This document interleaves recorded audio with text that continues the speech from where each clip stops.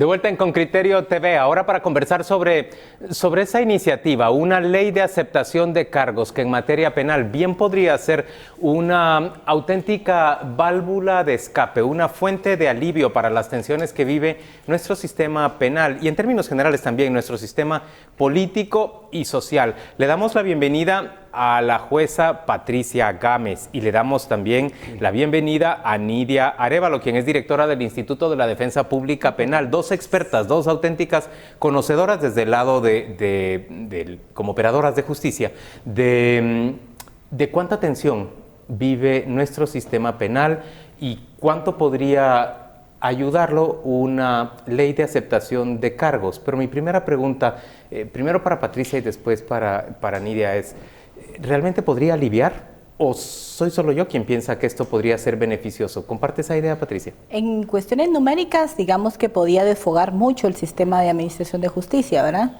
Sabemos cómo se encuentran de hacinadas las cárceles y sabemos también los niveles de impunidad que hay en el país, es decir, que no hay ni siquiera comparación entre los casos que ingresan por hechos delictivos contra las sentencias emitidas o procedimientos de salidas alternas, ¿verdad?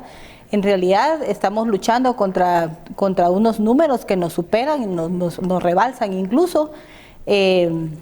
La licenciada Nidia pues nos dará mayor detalles sobre cuáles son esos índices numéricos, porque manejo de estadísticas pues no es mi campo. Pero en realidad sí podría, en cuestiones de números, rebajar y aliviar un poco la carga de esos números. En cuestiones de otro sistema de resolución de conflictos, habría que hacer un análisis más profundo, ¿verdad?, sobre si eso satisfacería a niveles de resolución de casos en el caso de... Patricia, pero en términos de tensión política y social, por ejemplo, por la gran cantidad de casos que previsiblemente habrán de ser procesados por CICIG y la Fiscalía Especial contra la Impunidad, ¿no tendría un valor especial que se aprobara una ley de aceptación de cargos? Claro, es una forma de resolver los conflictos, digamos, los conflictos de naturaleza penal, pero si nos vamos a analizar a nivel individual qué pena merece cada hecho delictivo, esa es otra discusión que habría que generar sobre el tapete a la hora de analizar ese tema, ¿verdad? Nidia, mucha gente percibe ya este proyecto de ley como una facilidad para el culpable. Es decir, bueno, yo soy culpable, pues voy, me presento en la justicia, me lo resuelven y a mi casa. ¿Cómo trasladar la filosofía jurídica de lo que es la norma para que la ciudadanía entienda lo que es y que no interprete que se está pretendiendo facilitar la delincuencia, sino solucionar de otra manera el problema? Muchísimas gracias por la invitación, muy buenas noches. Efectivamente, es una pregunta bastante compleja. El sistema penitenciario ha reportado hasta la semana pasada 23,000 personas detenidas dentro de las cárceles de nuestro país. De esas 23,000 personas, nosotros podemos señalar que la mitad están con prisión preventiva y la otra mitad cumpliendo condena. Ahora bien, ¿cómo podría esta percepción que la ciudadanía tiene de una ley que es para aceptar cargos? Nosotros tenemos que sentarnos a ver que la doctrina es muy clara en señalar lo que es la justicia premial. Y la justicia premial se basa en castigos y en beneficios. Y esos castigos y beneficios fomentan o estimulan 3 puntos medulares, como es el hecho de la aceptación de una acusación, el hecho de la aceptación de un caso y una sentencia pronta y cumplida, que es lo que el ciudadano guatemalteco necesita, una justicia que sea de fácil acceso, una justicia que resuelva la solución. En pocas palabras, lo ha dicho ella claramente, una justicia que resuelve, pero también para que la población comprenda de qué estamos hablando, esa ley, esa iniciativa que se ha presentado, no solo estipula la aceptación de parte de quien es acusado, implica también una reparación digna. Y esto significa que se cuantifique en cuánto se ha dañado a una víctima o a un Estado, pero además la devolución total de todo aquello que ha sido tomado tomado cuando se trata de bienes materiales. Patricia, estamos hablando de que desfoga y ambas se enfocan en los 23,000 detenidos, la mitad de ellos en prisión preventiva. Tú dices la carga de trabajo que tienen los juzgados, pero hablemos en materia de justicia. ¿Qué significa que un acusado como Otto Pérez Molina, qué significa que un acusado como Juan Carlos Monzón lleguen y delante del juez confiesen todo aquello que han dicho a cambio de esos beneficios? ¿Qué significa para una sociedad? Bueno, yo no podría opinar qué significa para la sociedad ese tema caso en concreto, particular. pero en un caso un caso hipotético, ¿qué significa para la víctima? Podemos decir que el sistema de justicia siempre llega tarde en términos de la víctima, ¿verdad? O sea, el hecho de la reparación a la víctima no necesariamente le va a resolver a satisfacción la lesión que ha sufrido. Sin embargo, uno de los supuestos de la ley de aceptación de cargo es la efectiva reparación a la víctima, y en esto le da siempre la preponderancia que el sistema visibiliza a la víctima y le permite tomar parte del tema de reparación en el momento de la conciliación para exigir cuál es su postura respecto a la reparación de los daños. Y eso de alguna manera va a resolver el conflicto que hay entre el imputado y el sistema de administración de justicia.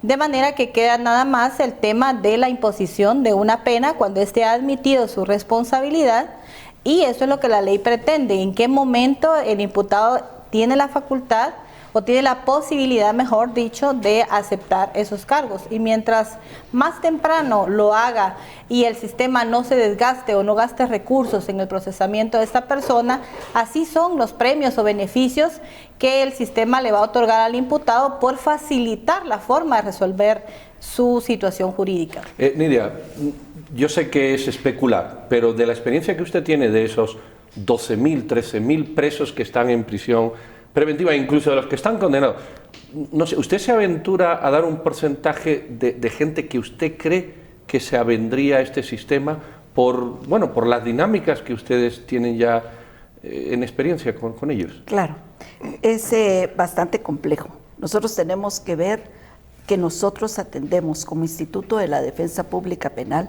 a personas de escasos recursos en el 98% de los casos. Para la reparación, tal y como lo dijo la licenciada anteriormente, se necesita que para poder acogerse a esta normativa tiene que haber pagado el 50% y haber garantizado el otro 50%.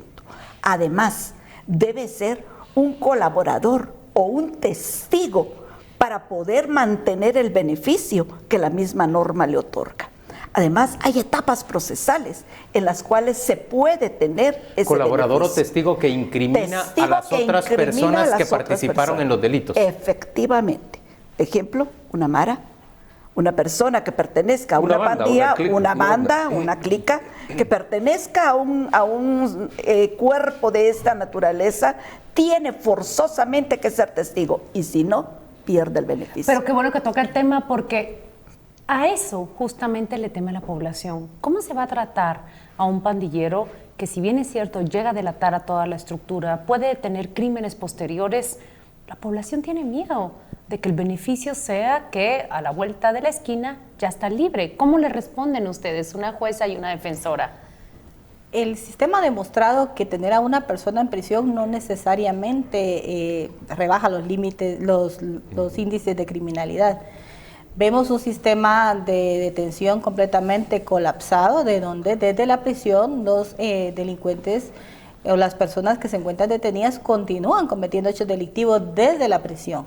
De manera que tendríamos que preguntarnos si la prisión, ya sea preventiva o la condena, están surtiendo los objetivos para los cuales el sistema los ha previsto, ¿no?